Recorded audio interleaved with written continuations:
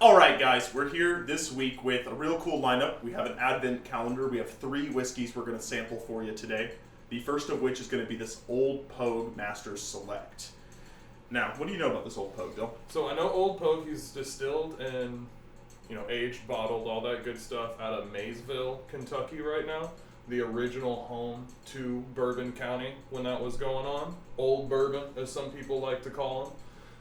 He's been shut down, the Old Pouge Distillery, a couple of different times. I think 2 or 3 times he's been shut down and the property sold off to different people. Who's doing it now? Right now, it is the original Pouge family. So they ended up working their way back to it. They did, back in 2005. I don't remember who it was, but someone sold the old property, distillery, everything back to them back in 2005.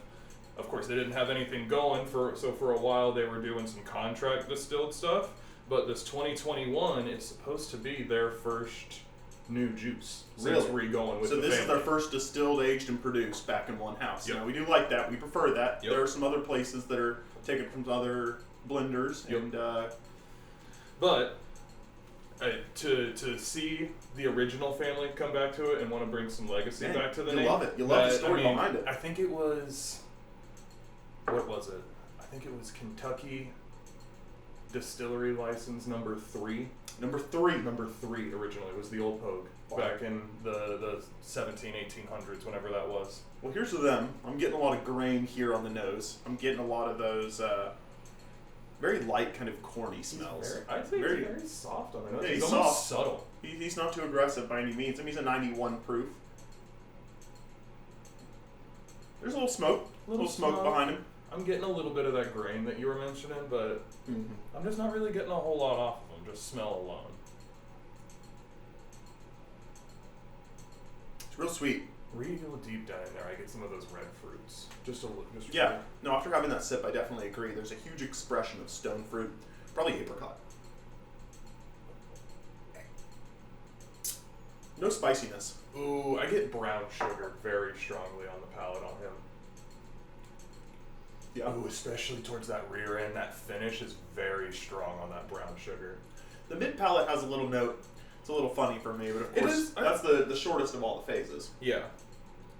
That brown sugar really, he hits you up front and he kind of finished off there, so I got real distracted with him, but I did the middle was a little funky a little bit.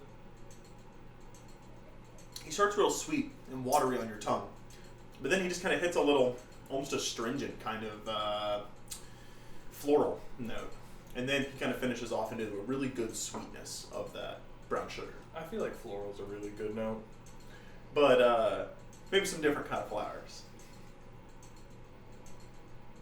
He does kind of smell a little bit like a bakery, and you can really smell those flowers, those wheats.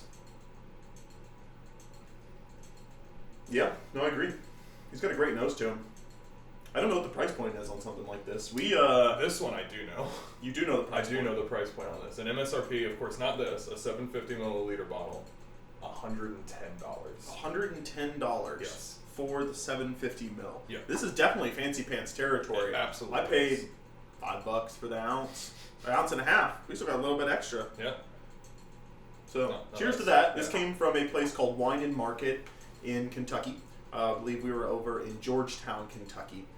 They had some really cool. No, we were a little closer to Lexington. Excuse me. And they had some awesome bourbon selection. They had some awesome wine selection, and they had a little market out there. They had a little charcuterie place, and they had this bourbon advent calendar that you can pick up if you're over in Kentucky. And we got to rifle through what was left over there, and this is what we came back with. A couple cool things for you guys to try. So big thanks to Wine and Market over there in Lexington. Absolutely. Please excuse me, Lexington. I'll toss this one. This is for you. Ooh, thanks. Ooh, a little wipey. That last little sip that I got there, he was a little grainy. I was not a fan of him. He still tastes young, to be honest. He does. With you saying that this is their first expression from coming back, yeah, I can believe it. It is a 9-year. That's kind of the Old Pouge, from my understanding. They're kind of their deal with them. One more time. What? Can I have another paper towel? Oh, good. Thank you.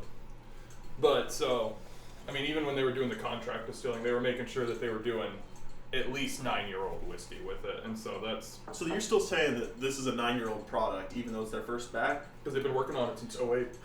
Man, I want to know where it's at in the Rick House. If it's high up like that, because it's kind of got some more aggressive qualities. He kind of, a little bit, but... I'm shocked that it's a $110 whiskey. I'd probably put it down to the $30 or $40 bottle. I don't know about that.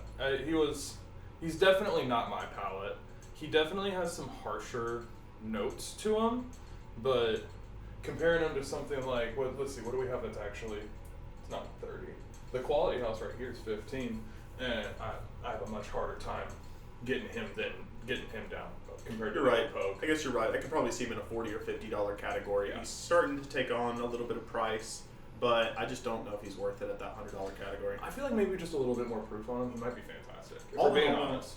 With my nose, the price, and the taste in mind, I'm going to give him an assigned score of 6. And I'm going to say, keep an eye out for the future expressions. If you're going to drink it, probably drink it neat. I'm going to stick with that 6, maybe a 6.5, if I'm being generous in the overall. He's nothing crazy to write home about, but the history behind him, just that alone, I mean, not for $110 I'm excited. for sure, but I don't for want him to go history under alone, again. I would want a bottle on I don't my want him shelf. to go under again for the 4th time.